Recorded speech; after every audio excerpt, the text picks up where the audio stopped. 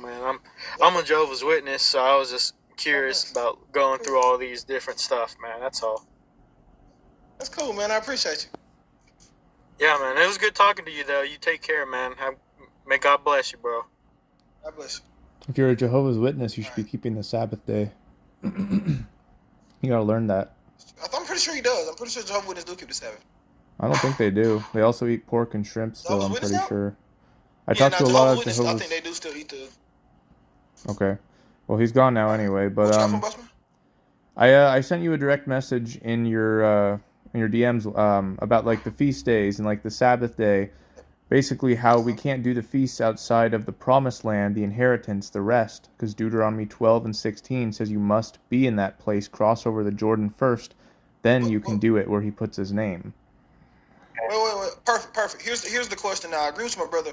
Where has God set his name now? Where is the temple Jerusalem. of God? It says... No, his name... Hold on, brother. I don't want to have to talk to people at one time. Finish up. British right here. So Where has God set his name now? So 2 Chronicles chapter 33 verse 4 says, "In Jerusalem have I put my name forever." No. Now. What do you mean now? Where is God's name now? Where is Jerusalem? It's in Jerusalem. No, it's a very literal explanation. Yeah. The word Shin is carved into Israel, like physically carved in. Okay, when did this change? It is. Hold on. So guys, hold on one second. I'm gonna drop you back because I can't talk to two people at one time. I'm gonna bring you back up when I get done. Yeah, it changed at the same time. Where is the temple now? The temple was in Jerusalem. You would agree, Brennex? Yeah. Where's the temple now? There is no temple right now, no physical one. There is a temple. There are two temples. Jesus said, "Destroy this temple, and in 3 days I'll raise it back up." What temple did he raise up in 3 days? Yeah, I know, John chapter 2. Yeah, look, I'm not saying that there isn't a spiritual temple. The temple must be taken to Jerusalem, though. I'm walking with you from my point of view. Okay, right? So I'll give you the premise because you're not going.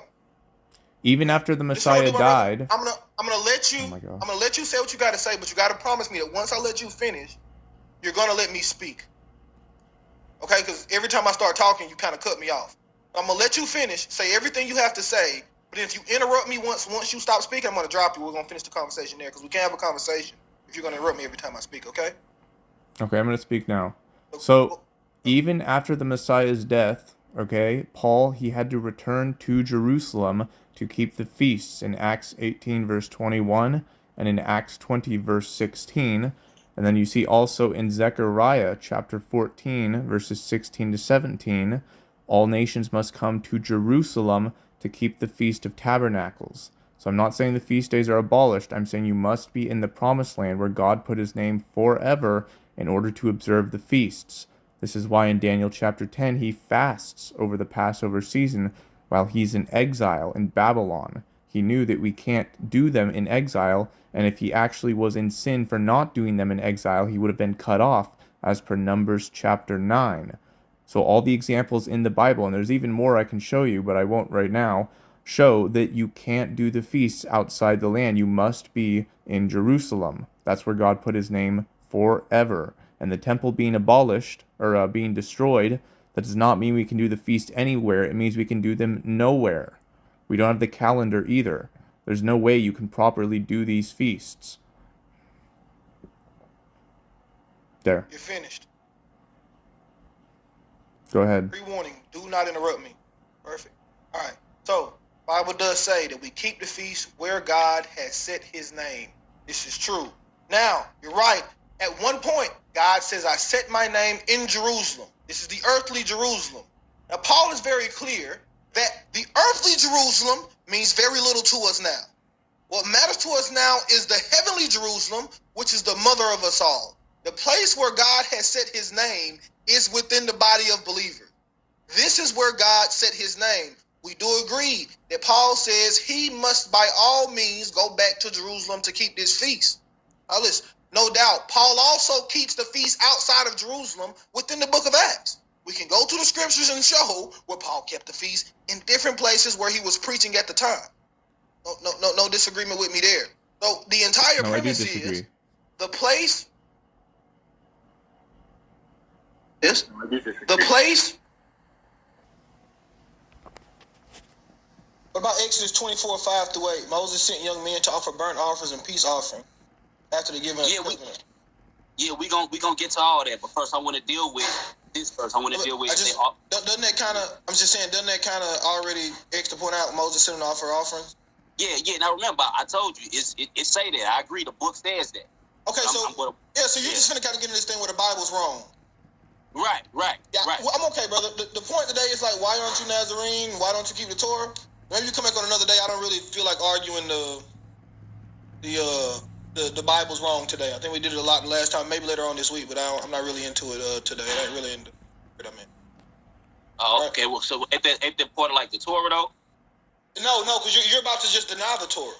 I would just further discuss it with people who believe in it. You don't believe it. You think it's wrong.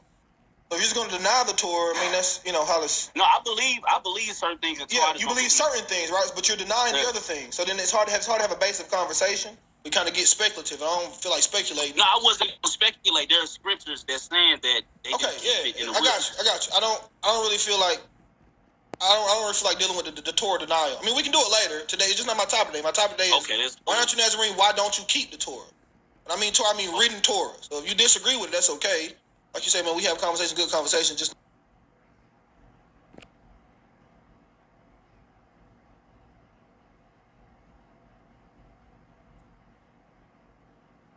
Shabbat, why don't you keep the dietary restrictions? Why don't you keep the feast days? All these things. Yeah, that falls in all that. I don't keep the feast days. I don't keep the Sabbath. I don't do none of that. Like that falls in all that. Okay, so you don't keep the Sabbath or the feast days? No, not at all. Okay, why? All right, for one, I would say that's more so of a custom. You say the Sabbath is a custom? Yes, for one, I believe it's. Do you believe in the Ten Commandments? I don't believe the Sabbath part. Yeah, I believe that we get rest. I'm good, bro. I don't really feel like doing the Torah denial business today. Brendan, I'm not gonna bring you back up, my brother. You can you don't have a lot of self-control. All right, but feel free, guys. Anybody just want to hit the request button, come on up. Let's deal with a couple of his points, though. The Sabbath is not even biblical days beginning sunrise. He says you won't be able to figure out the calendar or look at Jubilees. Yeah, here's the premise, right? Here's why Paul writes what he writes. Here's a beautiful time to bring this out. Paul writes in 2 Corinthians. Second Corinthians. In Colossians 2. And a lot of people take this out of context in Colossians 2, and they try to make it, that he's saying don't keep the feast days. What Paul is saying in Colossians chapter 2 is not to deal with people like Brendex, right? So he's saying not to deal with people like Brendex who say, listen, you're doing your Sabbath wrong, and your feast days, you really shouldn't do them because you don't know if they're on the right day, and you don't have the exact calendar exactly right. Like the Israelites in the Old Testament had the exact calendar exactly right. Quite frankly, they had 3 different calendars during the time of Christ. The Essenes had a calendar, the Pharisees had a calendar, and the Sadducees had a calendar. I'm sure there were probably 3 or 4 more groups who were much smaller who had their calendar, right? So the issue is not to deal with people like, what is his name? Brisdex, right? That's him. That's who you don't deal with. These are the ones who try to bring you under their yoke of bondage. Their way of keeping the Sabbath is perfect. Their way of keeping the feast days or not keeping the feast days, or we shouldn't keep them. Everything about them is to tell you what you're doing is wrong and to take away your reward, your joy, right? They simply come to take away your hope. He's right. The Messiah kept the feast days before the Pharisees. Yeah. We're next. Watch this. Let me do something real cool for you. And her children shall be her master, and he shall go